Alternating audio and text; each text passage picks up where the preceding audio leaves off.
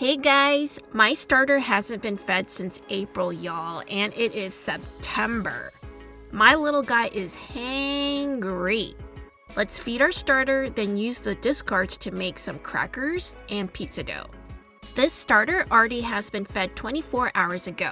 I mixed 200 grams of starter, 100 grams of wheat flour, 400 grams of bread flour, 400 grams of water. The recipe I'm using is from the Flour, Water, Salt, Yeast book. I'll include all the ingredients list in the description box below. Now for my second feeding, I'm going to mix 100 grams of starter.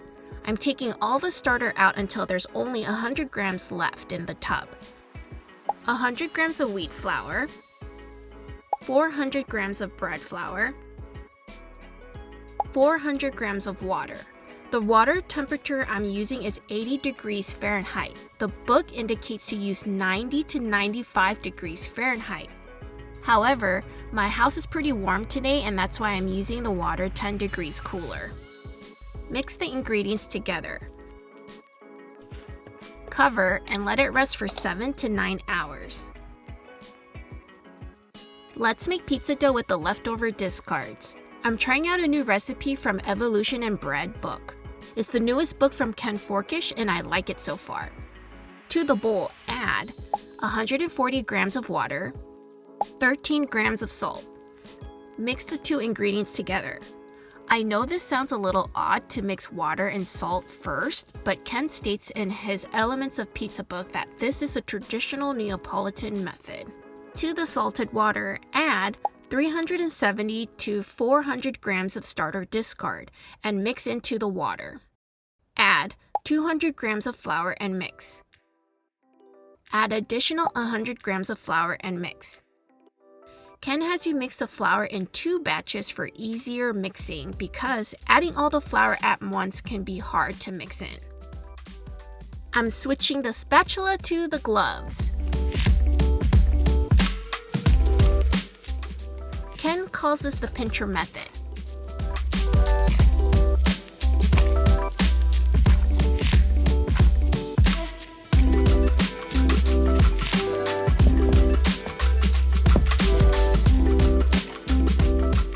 Cover and let the dough rest for 10 minutes. Fold the dough over itself a few times.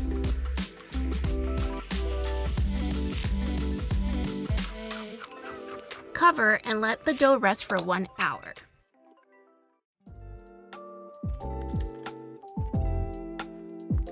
Divide the dough into 3 pieces and shape them into balls. Place them in containers.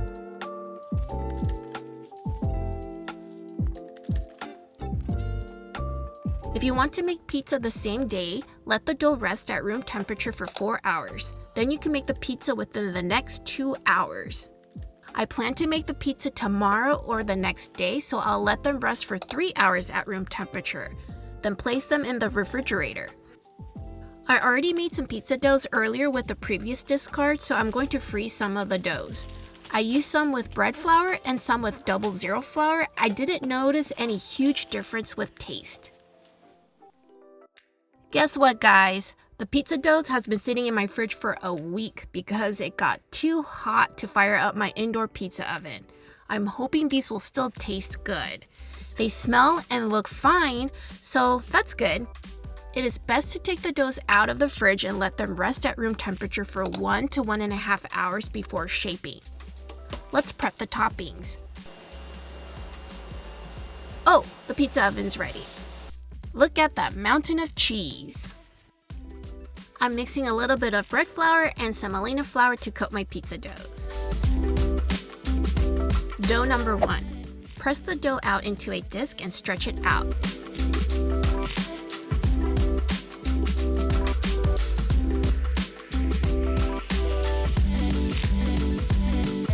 I remember my dough docker this time, y'all. I always forget that I have one. Oops! I just realized when I was spreading the sauce that I was supposed to place it on the pizza peel first. Hey, it's been a while since I made pizza. It's been a hot summer. Add the cheese and toppings. Let's go with just plain pepperoni pizza for this one. I hope this pizza doesn't stick to the peel. Okay, here goes the slide test. It got stuck. Okay, don't panic. Just gently lift and add more flour to the peel. Rearrange the toppings. Do the slide test again. Success! Bada bing, bada boom. My pizza oven is set to 550 degrees Fahrenheit, and I cooked it for about 10 to 13 minutes.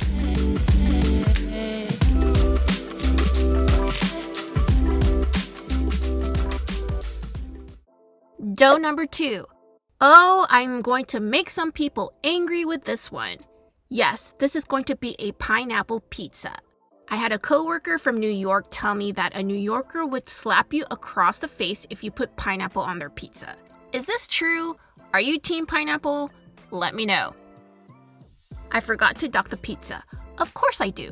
Ay ay ay.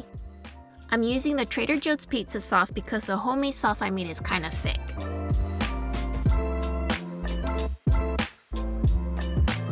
Pineapple goes great with Canadian bacon, so let's cut them up. Yes, I'm using a scissor to cut all my toppings. Do the slide test. Yes!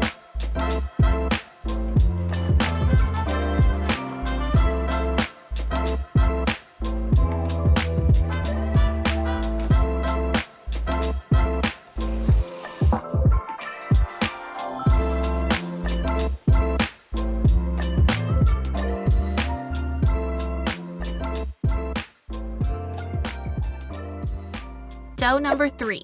This dough had the freshest starter that only rested for 8 hours after feeding. The first 2 pizza doughs had starters that were fed and rested for 24 hours.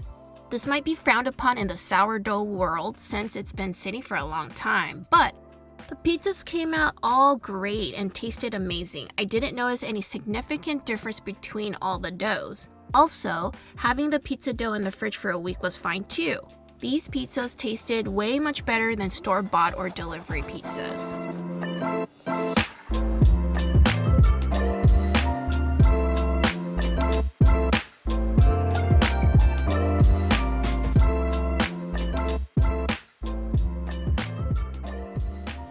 Let's move on over to the sourdough discard cracker department.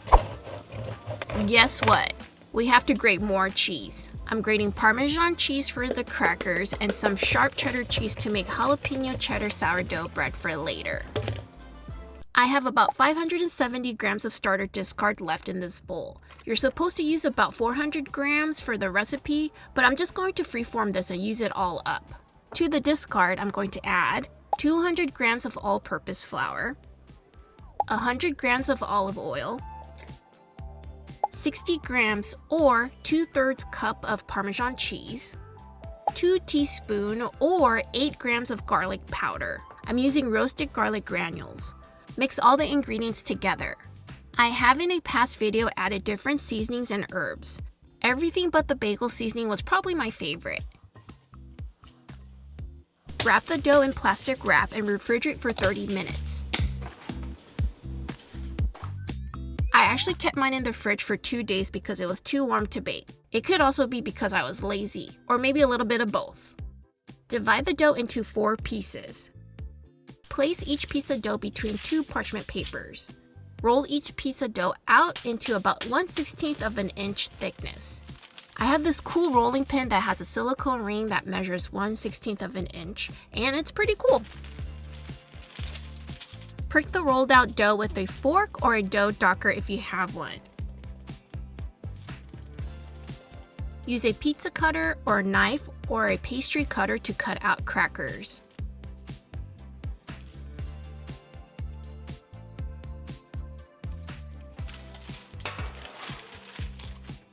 Drizzle and brush some olive oil over the crackers.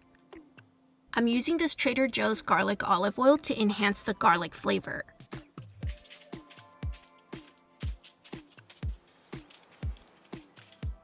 Let's sprinkle some salt over the crackers. Coarse salt would be better, but I don't have any right now. Repeat with the rest of the dough. If you want to fix the shape or edge of the crackers, then use a dough scraper. It works great. Bake at 350 degrees Fahrenheit for 20 to 25 minutes or until golden brown. I switched and rotated the sheet pans halfway through. Yikes, I burned my first batch. I should have kept a closer eye. Second batch came out better.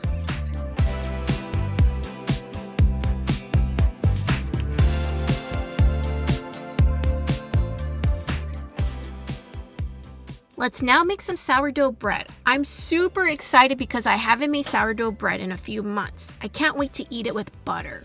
We're going to first start with Autolyse. This is when you mix flour and water together and let it sit for 20 to 30 minutes. To a bowl, add 804 grams of bread flour, 26 grams of wheat flour, 50 grams of rye flour.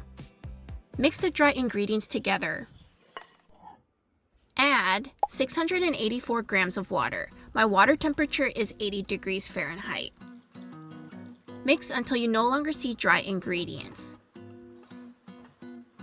Cover and let it rest for 30 minutes. Now we're going into the final mix. Sprinkle 22 grams of salt over the dough.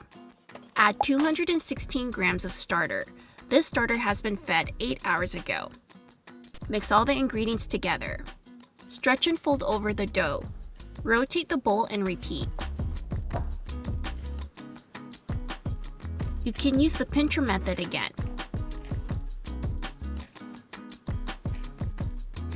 I have severe eczema and touching wet dough always makes it worse. That's why I use a dough whisk or wear gloves. I'm going to transfer the dough into a larger container so I can fold it easily. Cover and let it rest for 10 minutes. The bulk fermentation time will take 12 to 15 hours or tripled in volume. I'm going to write the time so I don't forget later. Let's put rest of the starter into a smaller container and store it in the refrigerator for later use. We will also need to incorporate 3 to 4 folds during the bulk fermentation process. Ken states that since an overnight sourdough expands slowly, it can be folded any time.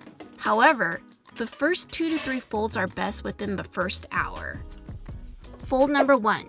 Dip your hands in water if the dough is too sticky to handle. I'm using the coil fold method.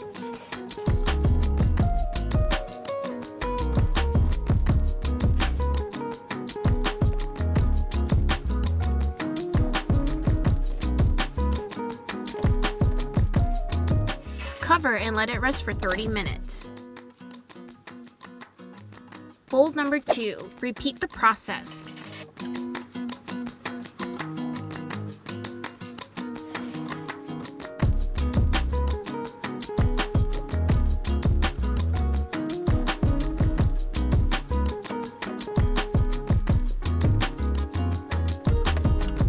Cover and let it rest for 30 minutes. Fold number 3.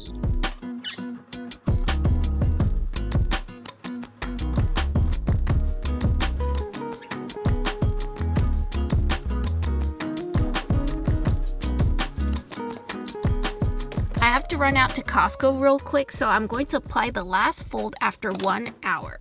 Be right back. Fold number 4. I'm back. Costco wasn't too crowded, which always puts me in a good mood.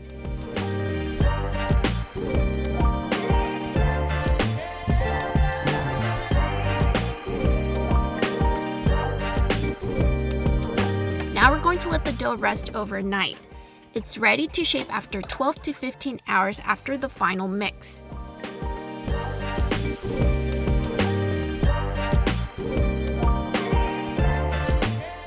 Take the dough out onto your working surface.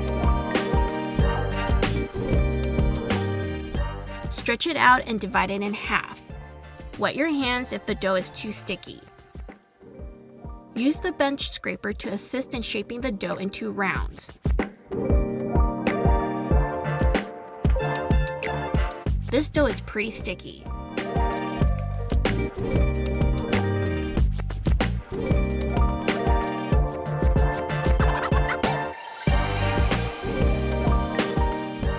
Let the dough rest for 15 minutes.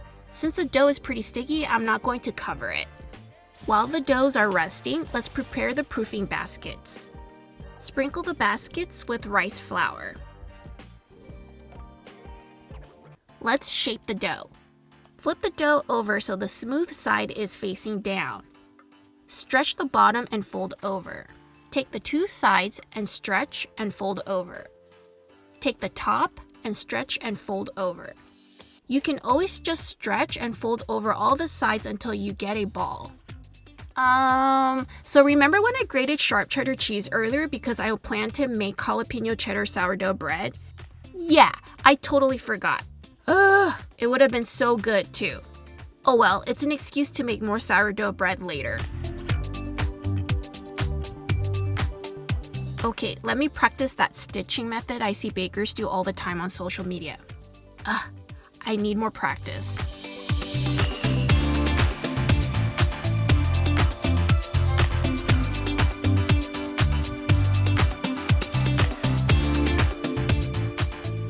Cover the baskets. I'm using shower caps. Let it rest for 4 hours. Let's preheat our ovens to 475 degrees Fahrenheit with our Dutch ovens or bakers. Carefully take the baking vessels out of the oven.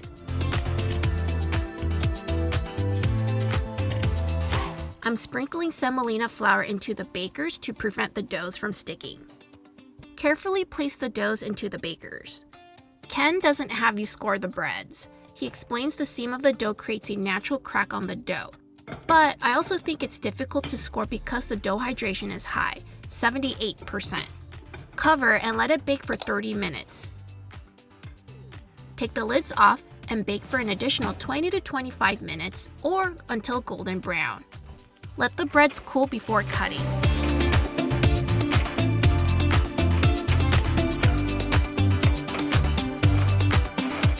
Okay guys, let's listen to the sourdough drum.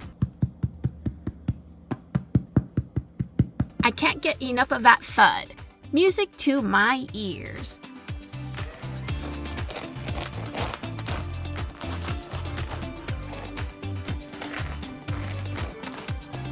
Thank you so much for joining me in the sourdough journey. I hope this video was helpful. Until next weekend, guys. Bye!